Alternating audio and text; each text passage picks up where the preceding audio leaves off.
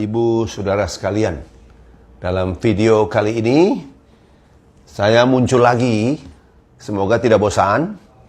Saya mau berbicara sedikit mengenai infeksi virus corona, karena ini yang lagi trending topik di mana-mana. Jadi kaitannya kenapa saya berbicara mengenai coronavirus padahal saya bukan seorang ahli paru-paru atau pulmonologi, karena kita tahu coronavirus ini akan menyebabkan pneumonia, ya. Jadi ada kaitannya dengan paru-paru. Yang mau saya bicarakan adalah bahwa seperti sekarang ada animo yang sangat meningkat mengenai masker, ya, sampai sulit dicari.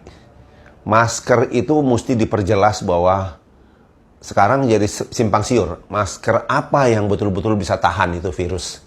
Jadi pendapat pun simpang siur. Ada yang bilang surgical mask, jadi masker untuk operasi itu sudah cukup. Tapi ada yang bilang tembus, ya. Kemudian ada yang bilang N95 itu bisa. Ternyata ada juga yang bantah. N95 virusnya tembus juga. Jadi malah ada yang bilang pakailah N99, N100. Itu hampir tidak mungkin dipakai karena akan menyebabkan Anda tidak bisa bernafas karena sesak, ya. Jadi intinya kita tidak bisa menggantungkan kepada masker, ya. Karena seperti kita ketahui coronavirus ini belum ada obatnya. Jadi bagaimana kita melawan efeknya adalah dengan cara meningkatkan daya tahan tubuh kita. Dan alasan kenapa saya buat video ini karena saya mendengar ada radio talk show oleh seorang dokter ahli infectious disease dari Singapura, ya, itu radio talk show di Singapura, di mana dia menyebutkan juga bahwa memang vitamin D ini ada gunanya untuk meningkatkan daya tahan tubuh untuk melawan coronavirus ini. Tetapi ada kesalahan fatal yang disebut oleh dia bahwa kita ke matahari saja. Jadi ya itu tidak betul karena sekali lagi kaitannya dengan vitamin D. Matahari itu hanya bisa membuat vitamin D di kulit kita apabila kita muda, ya. Sebenarnya ada 11 faktor yang berpengaruh. Mari kita singgunglah beberapa.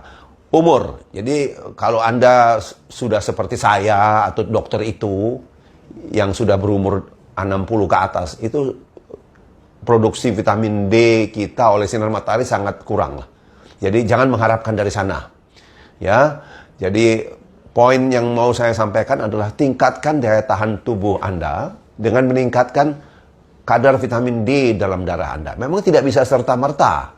Jadi ada usaha seperti orang yang sudah kena pneumonia baru diberikan vitamin D. Tidak bisa karena Anda harus meningkatkan daya tahan tubuh dengan meningkatkan kadar vitamin D Anda dalam darah. Yaitu kita menggunakan dosis tertentu. Dan pada umumnya kita mulai dengan 5.000 IU, 5.000 IU per hari. Kemudian setiap 1-2 bulan dicek lagi kadar dalam darah. Karena kita mau mencapai kadar optimal, yaitu 80-100 nanogram per mililiter. Baru daya tahan tubuh kita baik terhadap serangan macam-macam penyakit. Ya, bukan hanya virus sebenarnya, untuk menghadapi penyakit jantung, menghadapi kanker, ya. Jadi itu perlu diluruskan bahwa vitamin D-nya itu perlu mencapai kadar tertentu. Jadi tidak bisa serta-merta. Dan kaitannya dengan vitamin D, saya sebagai proponent atau orang yang mendukung trio wellness ini, yaitu vitamin D3, K2, dan magnesium. Saya singgung sedikit, kalau vitamin D kita tinggi, kita perlu juga magnesium. Karena vitamin D itu meningkatkan penyerapan kalsium dari usus kita. Dan kalau kalsium terlalu banyak, itu akan ditimbun di pembuluh darah kita, malah akan merugikan kita. Maka disitulah kita perlu vitamin K2, karena vitamin K2 ini mengaktifkan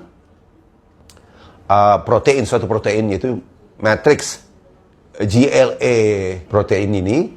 Nah, inilah yang akan mengangkut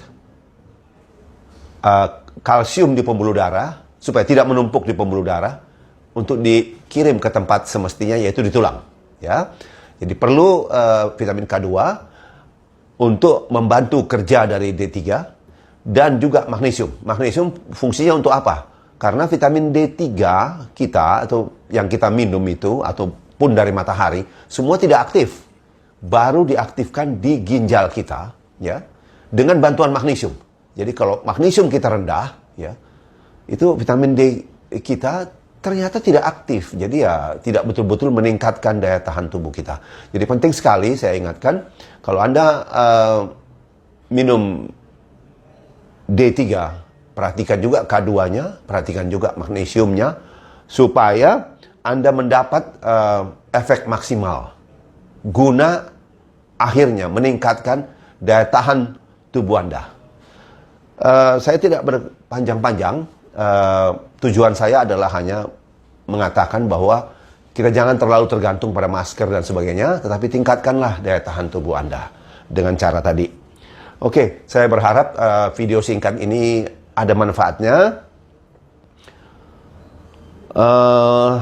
Seperti biasa tentu saya juga katakan seperti biasa pada ujung video saya, stay healthy, mantenerse sano, hasta luego. Sampai jumpa Bapak Ibu.